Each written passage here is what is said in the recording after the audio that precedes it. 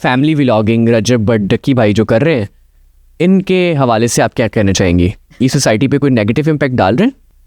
ہاں جی, سوسائٹی میں negative impact اس طرح ڈال رہے ہیں کہ یہ بچوں میں یہ سینس آتی جا رہی ہے کہ یہ کتنا آسان طریقہ ہے, کہ آپ کو کوئی ضرورت نہیں ڈاکٹر انجینئر بننے کی, دس از دا easy way to earn money and they are showing their cars and things like اپنی زندگی کی. میں ان پہ وہ نہیں کر رہی کہ کرٹیسزم, لیکن اپنی زندگی کے ایک ایک پرسنل پہلو کو دکھانا.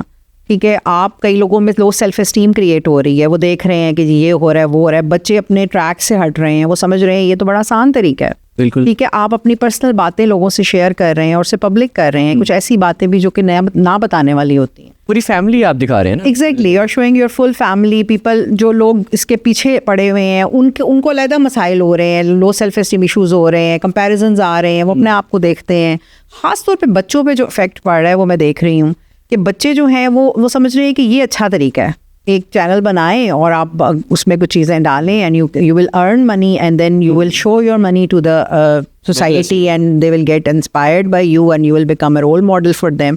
سو آئی تھنک MD-CAT کی 30% ریشو کم ہو گئی ہے. جی بالکل ایسے ہی ہے, آپ بالکل ٹھیک کہہ رہے ہیں. کیوں کم ہو گئی ہے؟ یہی وجہ ہے نا کہ لوگ اب ڈاکٹر کیوں بنیں گے. ٹھیک ہے, ڈاکٹر بن کے تو گاڑیاں بڑی دیر سے ملیں گی انہیں, بہت لمبی پڑھائی ہے. ٹھیک ہے نا, لیکن ہاں بہت مشکل پڑھائی ہے, تو وہ آپ کہاں سے وہ لیں گے, آڈی کہاں سے لیں گے آپ کو بہت انویسٹ کرنی پڑے گی اپنی انرجیز اور سب کچھ. تو لیکن ہر ایک کی تو چینل ہٹ نہیں ہو جانی نا. تو یہ تو کسی کی ہٹ اینڈ ٹرائل میتھڈ سے ہٹ ہو گئی, لیکن ہر ایک کی تو نہیں ہو جانی. سو میڈم, اس سوشل میڈیا کے دور کے اندر خواتین سارا دن سوشل میڈیا یوز کرتی ہیں, انفلوئنسرس کو دیکھتی ہیں, یوٹیوبرس کو دیکھتی ہیں. اب وہ یہ دکھا رہے ہوتے ہیں کہ وہ اپنی وائف کو ورلڈ ٹورز بھی کروا رہے ہیں, ریسٹورینٹس بھی لے کر جا رہے ہیں, لگژری لائف اسٹائل دے رہے ہیں. اب وہ خاتون ہے, اس کا شوہر 1,00,000 روپیہ کماتا ہے مشکل سے, تو وہ سب چیزیں ڈیمانڈ کرنے لگ گئی ہے. پھر وہ یہ سوچنے لگ گئی ہے کہ کاش میرے بھی ایسے گھر شادی ہو جاتی, مجھے بھی یہ لائف اسٹائل ملتا. تو اس ایسی خواتین کو آپ کیا کہنا چاہیں گی؟ میں یہی کہنا چاہوں گی ایسی خواتین کو کہ یہ اپنی ریئلٹیز دیکھیں. آپ جیسے آپ بات کریں کہ خاوند میرا 1,00,000 کماتا ہے, تو اس 1,00,000 میں جو وہ اچھی چیزیں کرتا ہے اس پہ خوش ہونے کی کوشش کریں. کیا بات ہے. ٹھیک ہے نا, ہم کو یہ تھوڑی ہے کہ اب دیکھیں اس طرح تو بل گیٹس بھی ہے, ٹھیک ہے, اور لوگ بھی ہیں. ہم جو ہے اپنی وہ سزوکی سے کیوں نہ خوش ہو جائیں ان کی آڈی کو دیکھ دیکھ کے پاگل ہونے کی بجائے. تو یہ تو اگین آپ کی چوائس ہے کہ آپ نے روتے رہنا ہے کہ جو میرے پاس نہیں ہے, یا آپ نے اس پہ خوش ہونا ہے کہ جو میرے پاس ہے. بالکل. تو اگر آپ یہی چیزیں اسی لیے تو نیگیٹو امپیکٹ ڈال رہی ہیں کہ یہ لوگ سارا کچھ دکھاتے ہیں, لوگوں کی سیلف اسٹیم لو ہوتی ہے, لوگ بہت کمپیریزنز شروع ہو گئے ہیں. لیکن یہ پھر بات وہی ہے کہ اٹس یور چوائس ناؤ کہ آپ یہ کمپیریزنز غلط قسم کے کر کے, اور آپ کی اپنی گراؤنڈ ریئلٹیز اور ہیں, اور آپ ان کو دیکھ کے انسپائر ہو کے اپنی جنت کو آگ لگا رہے ہیں. تو یہ دس از ناؤ یور چوائس کہ آپ نے خوش رہنا ہے یا لوگوں کو دیکھ دیکھ کے ناخوش ہوتے رہنا. بالکل ٹھیک ہے. ٹھیک ہے نا, تو آپ دوسروں پہ رشک کریں, ٹھیک ہے, اور اپنے پہ شکر کریں. کیا بات. تو جو خود ہے وہ اس کا شکر ادا کرنا. اس حساب سے تو پھر آپ صحیح کہہ رہی ہیں کہ فیملی ولاگنگ کے بہت زیادہ نیگیٹو امپیکٹ ہے ہماری سوسائٹی میں. ہاں جی بالکل. دیکھیں میریٹل ریلیشنس پہ جو فرق پڑ رہا ہے کہ وہ لوگ سمجھتے ہیں کہ شاید ہمیں یہ زندگی کیوں نہیں ملی, اور اس کی وجہ سے آپ لوگ ڈپریشن کا شکار ہو رہے ہیں اور اپنی زندگی پہ شکر نہیں کر رہے. بچوں پہ جو اثر پڑ رہا ہے کہ بچے سمجھ رہے ہیں کہ شاید ایزی منی ہے, کوئی مسئلہ ہی نہیں ہے, پڑھائی کی کیا ضرورت ہے, آپ اس طریقے سے بہت زیادہ پیسہ کما سکتے ہیں. تو آئی تھنک اگر ان چیزوں کو ہم سامنے رکھیں تو یہ بہت نیگیٹو امپیکٹ ڈال رہے ہیں سوسائٹی پہ.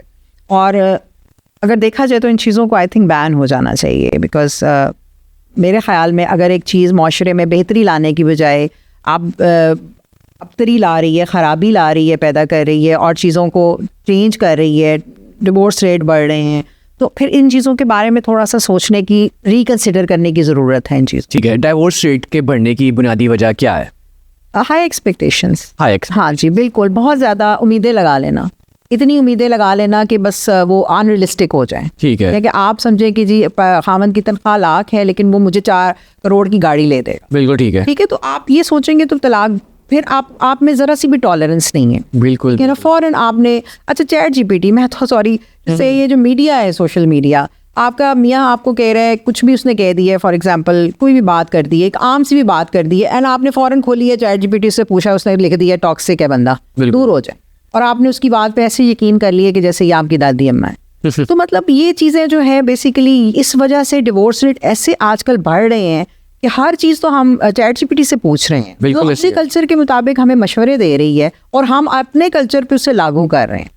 بالکل لیکن ہمارے کلچر میں ڈیورس کو اتنی اچھے طریقے سے نہیں دیکھا جاتا. شادی کو نبھانے پہ جو ہے نا وہ تھوڑا سا زیادہ دھیان دینے کی ضرورت ہے. کچھ عرصہ تو دیکھیں نا، چیزوں کو صحیح کرنے کی کوشش کریں، میرٹل کاؤنسلنگ کرائیں، کپل سیشنز ہوتے ہیں، تھیراپیز لے لیں اگر آپ کے کانفلکٹس آ رہے ہیں. بالکل ایسے میرٹل کپلز بجائے کہ لڑائی جھگڑے اور ڈیورس تک پہنچنے کے جتنا بچے برباد ہوتے ہیں اس ڈیورس کی چیز کی وجہ سے، وہ امپیکٹ جو ہے وہ نظر نہیں آتا. کہ اولاد جب ہو جاتی ہے تو آپ ان چیزوں کے ایشوز ریزالو کریں، آپ علاج کی طرف چلے جائیں. بالکل ٹھیک ہے، کپل تھیراپیز ہوتی ہیں، ٹھیک ہے. You can take those Kapil sessions even and then decide about taking divorce. Abrupt decisions, chat G P T سے مشورے، بالکل یہ چیزیں ہائی ایکسپیکٹیشن، ادھر ادھر کی باتیں سننا، ایگزیکٹلی ادھر ادھر سے دیکھ کے انسپائر ہونا، سوشل میڈیا سے لوگوں کی زندگیوں کو دیکھ کے ان کو سمجھنا کہ ہم ایسے کیوں نہیں ہیں. بالکل ایسے. اور یہ چیزیں آپ کو ڈیورس کی طرف. ٹھیک ہے میڈم، آج کل کے دور کے اندر اگر کسی لڑکی نے شادی کرنی ہے تو ایک لسٹ تیار ہوتی ہے کہ لڑکے کے پاس یہ ہونا چاہیے،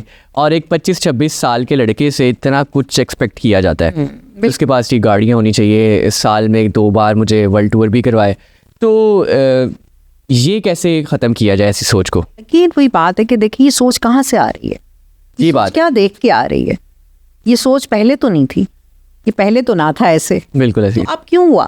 اب اس لیے ہوا کہ سوشل میڈیا دکھا رہا ہے نا، اور ہم دیکھ رہے ہیں، اور ہم تو گزاری ہیں سوشل میڈیا کے اور ان چیزوں کے، اور ہم انسپائر ہو رہے ہیں، اور ہماری ایکسپیکٹیشنز ان ریئلسٹک ہو رہی ہیں. ہم فیری لینڈ میں رہتے ہیں اور فیری ٹیلز کے پیچھے بھاگتے ہیں، اور یہ فیری ٹیلز سوری ٹو سے سوشل میڈیا پہ دکھائی جا رہی ہیں، اور لوگ اس کے اندھا دھند فالوورز ہیں.